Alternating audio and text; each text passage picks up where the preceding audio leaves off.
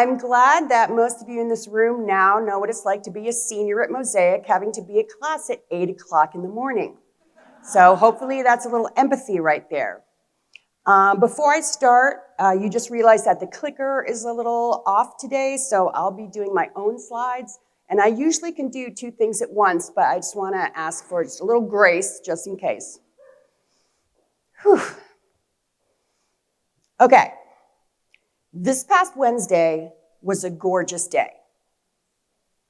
Hi, Sheree. Thanks for being here. So this past Wednesday was absolutely beautiful. The students wanted to go outside for class, which we all know means they will do nothing, but that's okay, because it was beautiful, and it made me think of my inner teenager and what I did on days like that. So picture this. It's the early 80s, and it's a beautiful day, and we jump on the highway. Because when you're young, what else can you do but explore and drive? This fantastic vehicle was our mode of exploration. And in that car, I would stuff all of my friends. We all kind of had the same haircut. But we would get in the car, we would jump on the highway, and we would go to places all over. We would go to the Exorcist steps, if anyone recognizes these in Georgetown. And we would just sit there because it was cool. We would go to Haynes Point, where this amazing sculpture called The Awakening crawled out of the ground. And at the time, we didn't see it as a metaphor for our own lives. We were crawling into our identity.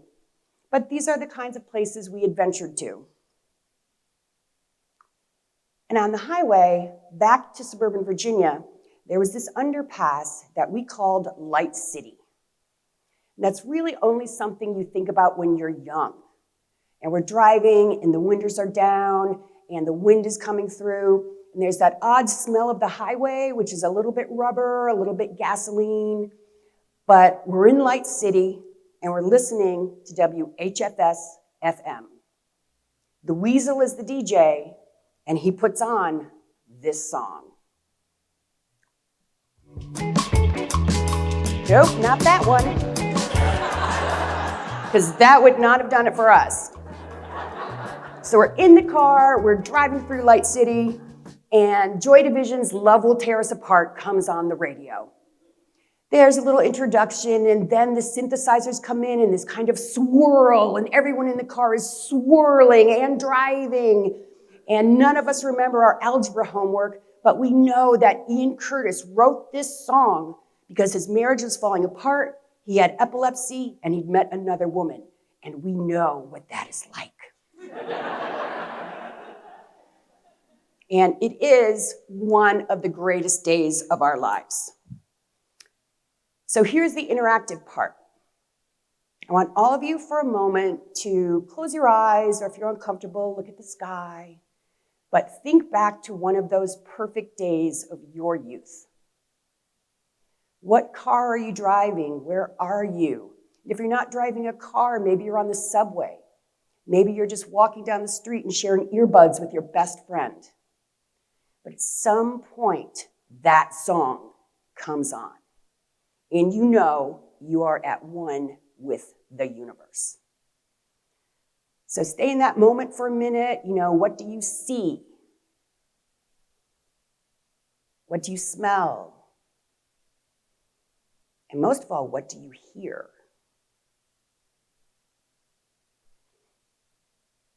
I hope you're in that space of possibility. So you can open your eyes and maybe tell the person next to you what that song was. You could talk. This is teacher mode. Now we're talking.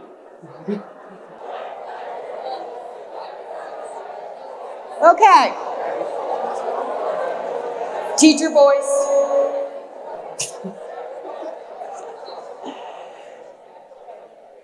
Normally in Mosaic, I would let everyone keep talking. because you've obviously hit a vein and the conversations looked wonderful and animated. And I was just wondering if a couple people want to yell out that song. Don't Fear the Reaper, yes! And do you remember that that was the beginning of the original Stephen King The Stand miniseries? And that's playing, and they come out into the world, and it's dead. What else? Rick James, Super Freak, okay. Thank you for speaking to my generation. Anyone else? Pusher Man. I know that song. That is a good song. My point is, all of you are smiling and you're laughing and you're in this memory and you remember those days. In thinking about that, once again, just shout out, what are a couple words that come to mind if you had to put that feeling in a word? Freedom, joy. Bright? Bright. What? Fun. Okay, all of these are positive words. Freedom, joy, the brightness of being young, fun. So now I'm going to ask you to switch gears for a moment and be who you are today and take a walk through the short north. Maybe you're shopping at Easton. Perhaps you are walking around Franklinton, or maybe even you're here and you see a group of teenagers. What are some words that come to mind? I will say them for you to save you.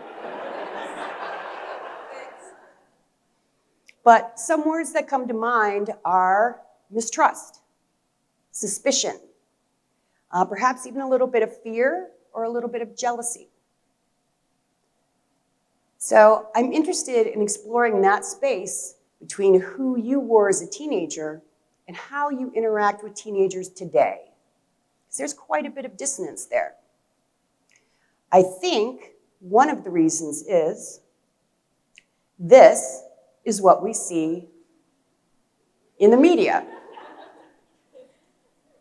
This is an actual still. It says, "How well do you know your kids?" And the reason I have that is because that young man is one of my former students. Or we see things like this.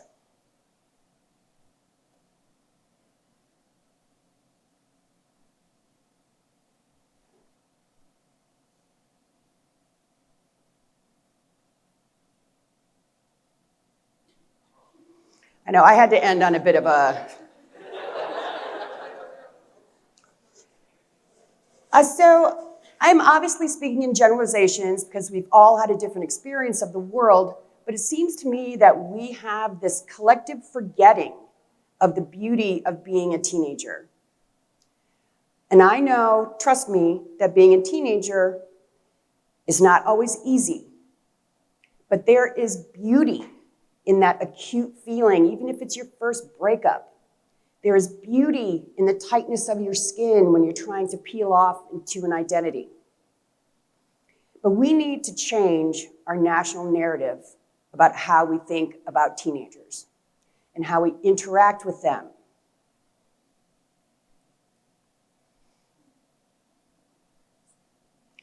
As a teenager, you are always putting on different identities. You're trying on things and see how they fit. I went from a popped collar to ripped tights in maybe a year.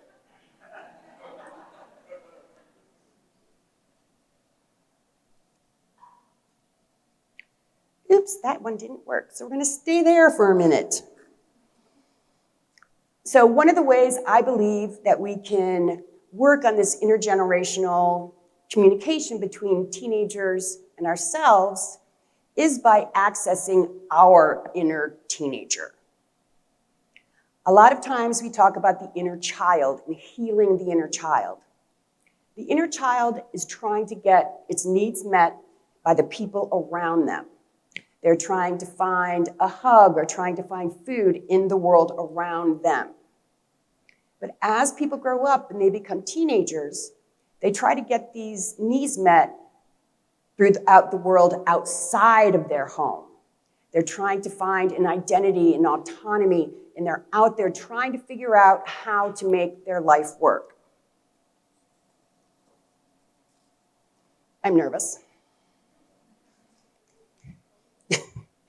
And I will say, if you don't realize it by now, teenagers are very observant. They are watching us adults all the time. And not because they're judging us, or not because they think we're not cool or wear funny shoes or whatnot. It's because they're looking at options on how to live their lives. They ask you, oh, what's it like to live alone? Or what's it like for this? And they're just trying to figure out, oh, maybe that fits me. And it is really a lovely thing as a teacher to watch. Usually when I tell people I teach high school, they usually go, I'm sorry. Or they say, you're brave. And to me, that's so, I don't know, it's kind of sad, I guess. Because I made a choice to teach high school because I love teenagers sometimes. I love teenagers because you are literally watching someone come into their voice or into their life. You're watching them try to figure out what their passions are. And I'm lucky because that helps me stay in my teenage brain. I see things in a different way, perhaps, than people who are not around young people all the time. And there we go. So, we need to make friends with our inner teenager. Okay? Whew.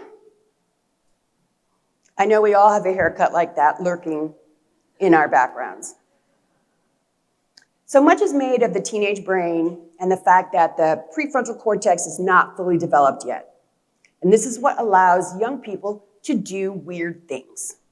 It allows them to take risks. It allows them to perhaps think they know more than you. It allows teenagers to go out into the world without having a plan. And I think a lot of the qualities of the teenage mind are very similar to the qualities we talk about when we want to reactivate our creative self. Much is made of young people being impulsive or trying new things. And isn't that exactly what we say when we're trying to recover our creativity? We say, go find new experiences. Stop listening to your inner editor. Seek out the novel. And this is what young people do every day.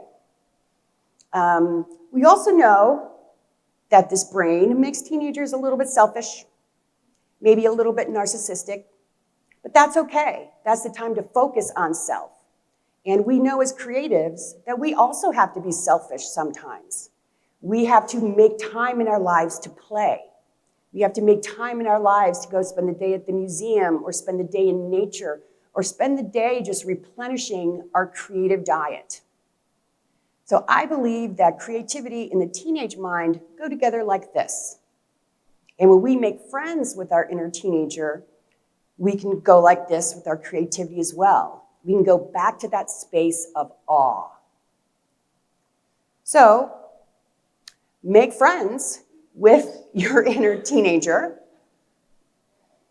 And that version of ourselves is still inside here somewhere. I know mine sits somewhere bottom of my heart, giving me side eye a lot of the times. But sometimes when I go back and look through the world with my inner teenager, I find myself driving on 71 going someplace I have no idea. You know, the windows are down, and it could be Love Will Tear Us Apart, or it could be a podcast. But, you know, I'm listening to something, I'm going someplace, and I don't know where I'm going to end up. And that's where I come up with creative ideas. And I usually have my dog. If you remember The Breakfast Club and the character played by Ali Sheedy, Allison Reynolds, she has a very memorable quote, which says, where is it? When you grow up, your heart dies. And that is how young people sometimes see adults. And sometimes we look at young people and think, when you're young, your heart doesn't know what it's doing. And we need to somehow find a space where we can honor young people and their mistakes and their impulsivity, and we need to honor our own inner teenager and embrace the mistakes we may have made, but also look at the world through new eyes. We also need to give ourselves permission to play and to silence that inner editor. Speaking of inner editor, we're now going to write some poetry, because that's what I do. So this is an exercise which will put you perhaps in a confusing space, but that's okay. That's just like a young person, the world is confusing. So I want you, on a piece of paper, to write down 5 words that describe your teenage years. This is otherwise known as an adjective, just in case. And if you don't make it to 5 words, if you only have 3 or whatever, that's okay. 5 words to describe your teenage years or self. These are my 5 because you give an exemplar as a teacher. And I think I might have made up the word wobbly in this context, but I was always wobbly like what's happening.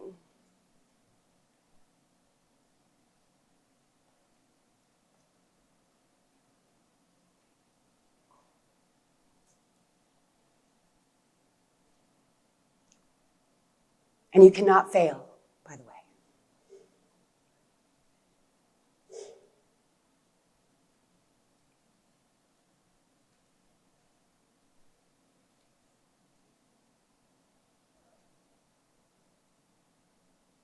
I still see little pens and pencils and clickers scratching away, so like 30 more seconds, or 20.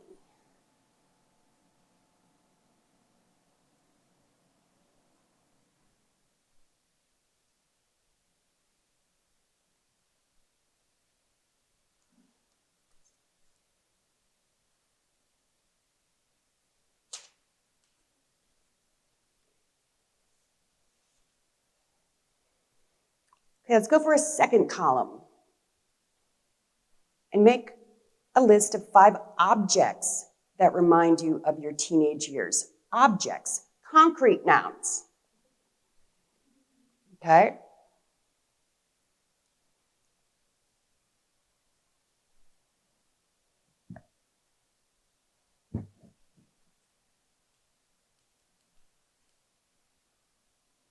And secrets are concrete because you can write them on paper.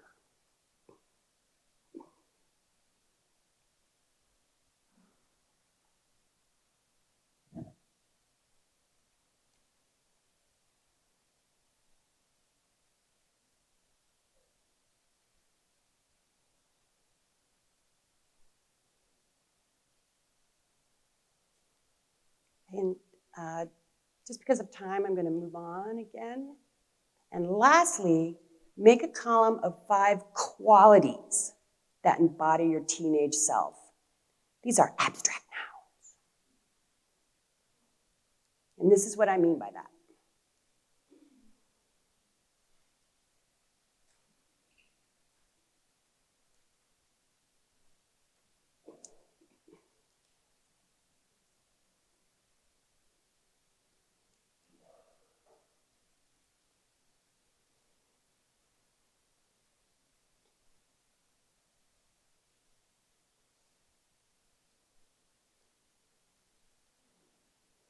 And just as a side note, I learned this exercise from a poet and teacher by the name of Megan Valley. So if you're curious in looking for any other writing prompts or exercises, if you're taking a creative moment for yourself, look her up. Okay, so I see a lot of people have stopped writing. So now you have these 3 columns of words that kind of relate because they all came from you and your experience, but they also may not make any sense. And this is how teenagers and young people see the world. They see all these objects, qualities of freedom and love, and they don't know how they go together. They don't know how to make sense of this. But the adventure in figuring out how to make sense is the beauty of being young. So I'm going to ask you to try to put your words together in some sort of way that makes a little bit of sense, but it could also be a little surreal. You could use a prompt such as, in high school, I, or as a teenager, I. And I'll give you some examples from this. High school was a daring highway of curiosity. Might really not make a lot of sense, but it gets to the guts, it gets to the heart of feeling. As a teenager, I overflowed with the wild music of righteousness. How many of you have talked to a teenager, maybe your own teenager, and they just did not listen to reason? And that's okay. We want people to believe strongly and heavily in things. And the last one, my wobbly secrets of anticipation crawled under too tight skin. And that to me spoke a lot about, as a young person, my dreams of the future, of the anticipating what's coming down the road. And I was nervous about it, and you didn't want to talk about it, and you wanted the expanse of the world, but you were stuck in your teenage self. So even in spaces where things may not make a lot of sense, you can move the words around and make friends with your teenage self. And I think that's it. Oh, wait. Anybody want to share their sentence? Of course, the people who are still teenagers, because they're risk takers. Stand up.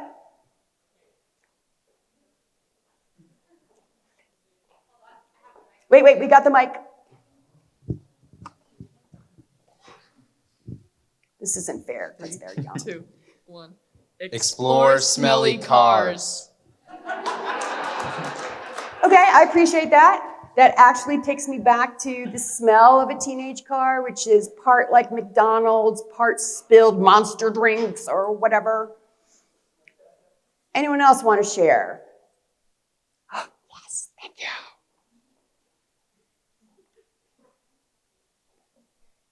you. As a teenager, I focused my voracious camera on a potential world. Yes.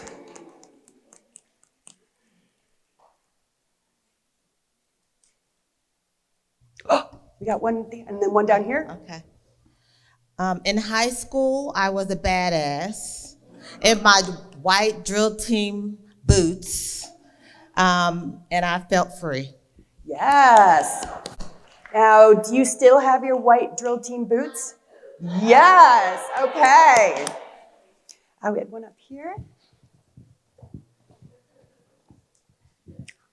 In my teens, I was an adventurous, searching creature in Mesa lipstick. It was this beautiful prescriptive shade that was like deep red and awesome.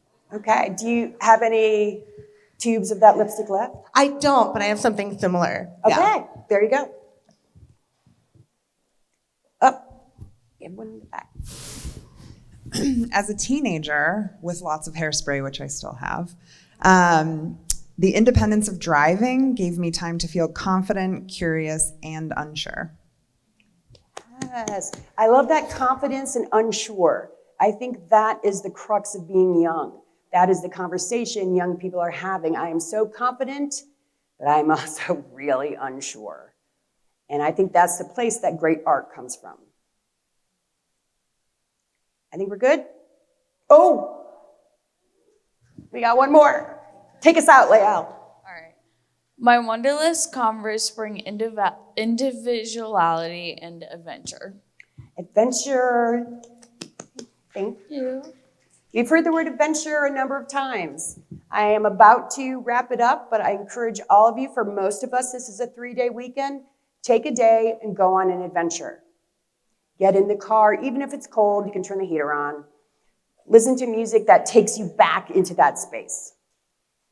Thank you.